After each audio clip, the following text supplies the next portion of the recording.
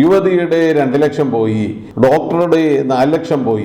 Virtual arrest എന്ന് പറയുന്ന ഒരു അറസ്റ്റ് ഇന്ത്യയിലില്ല.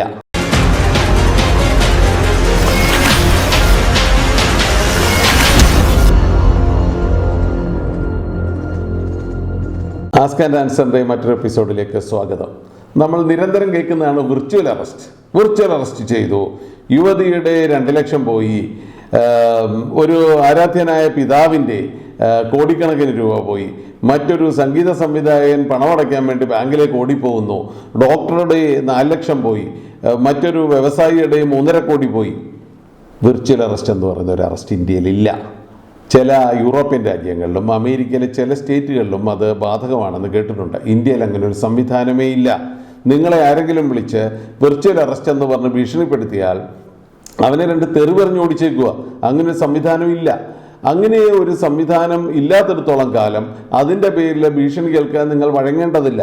ഇനി നിങ്ങളുടെ കയ്യിൽ നിന്ന് എന്തെങ്കിലും ഒരു തെറ്റ് സംഭവിച്ചിട്ടുണ്ടെന്നിരിക്കട്ടെ, എന്തെങ്കിലും മണി ലോണ്ടറിങ് പോലുള്ള എന്തെങ്കിലും ഒരു കാര്യം സംഭവിച്ചിരിക്കുന്നതായിരിക്കട്ടെ, അതിന് വേറെ നിയമ നടപടികളിലൂടെ നമുക്ക് നേരിടാം. ആ പ്രശ്നങ്ങളെ നമുക്ക് നിയമത്തിൻ്റെ സഹായത്തോടുകൂടി നേരിടുകയോ പിഴയടയ്ക്കുകയോ അല്ലെങ്കിൽ ശിക്ഷ അനുഭവിക്കുകയോ ചെയ്യാം.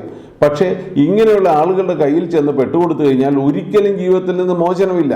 ഈ പലർക്കും എന്തെങ്കിലും അങ്ങനെ ഒരു ഇടപാടുകൾ മണത്തറിഞ്ഞിട്ടാണ് ഇവരിത് ചെയ്യുന്നത്.